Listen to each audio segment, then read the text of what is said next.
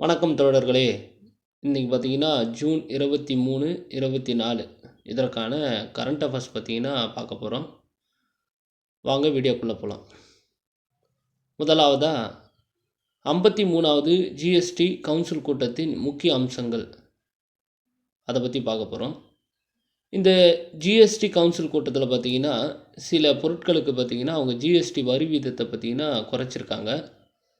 உதாரணமாக பார்த்தீங்கன்னா milk tank பார்த்தீங்கன்னா 12%. இதுக்கு முன்னாடி பார்த்தீங்கன்னா 15% இருந்துச்சு. இப்போ அதை 12% குறைச்சிருக்காங்க.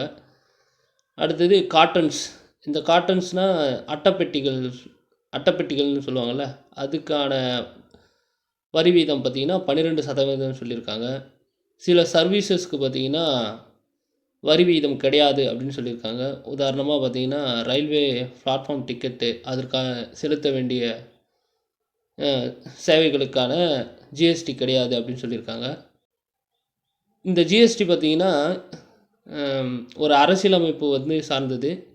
எப்படின்னு பார்த்தீங்கன்னா 101வது கான்ஸ்டியூஷன் அமெண்ட்மெண்ட் ஆக்ட், அதாவது 101வது அரசியலமைப்பு சட்ட திருத்தத்தின்படி பார்த்திங்கன்னா இந்த ஜிஎஸ்டி கொண்டு வந்திருக்காங்க. இதற்கான விதி அரசியல் அமைப்பில் சொல்லியிருக்காங்க. அதற்கான விதி பார்த்திங்கன்னா 279 ஏ. இந்த ஜிஎஸ்டி கவுன்சிலுடைய தலைவர் யாருன்னு பார்த்திங்கன்னா மத்திய நிதி அமைச்சர்.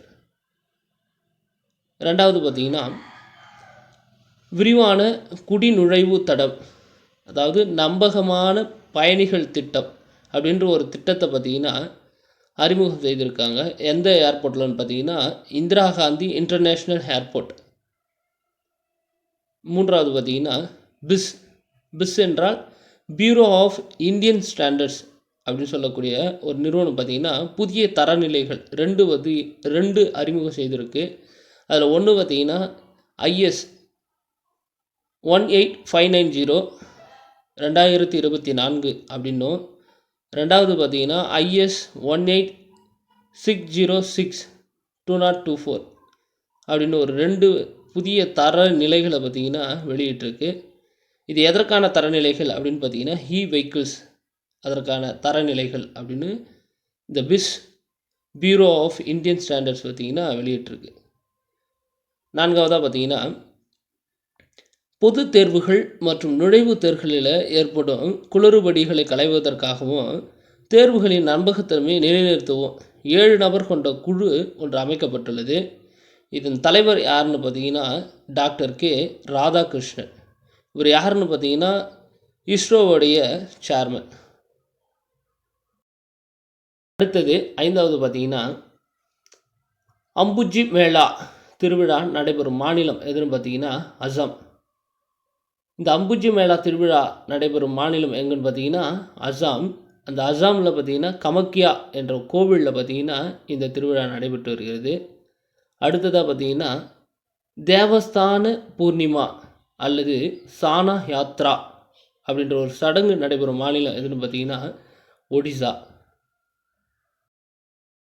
அம்ரித் பாரத் திட்டம். இந்த அம்ரித் பாரத் திட்டம் அப்படின்னா என்னென்னு பார்த்தீங்கன்னா ரயில் நிலையங்களின் உள்கட்டமைப்புகளை பார்த்திங்கன்னா மேம்படுத்தும் திட்டம் தான் இந்த அம்ரித் பாரத் திட்டம். இதன்படி பார்த்திங்கன்னா தமிழகத்தில் 73 ரயில் நிலையங்கள் பார்த்திங்கன்னா உள்கட்டமைப்பு மேம்படுத்தப்பட உள்ளது.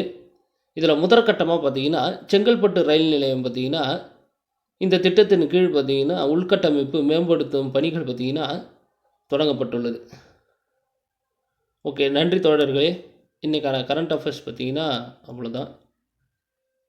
மறக்காமல் நம்ம சேனலை ஃபாலோ பண்ணுங்கள், சப்ஸ்கிரைப் பண்ணுங்கள், ஷேர் பண்ணுங்கள். Thank you guys.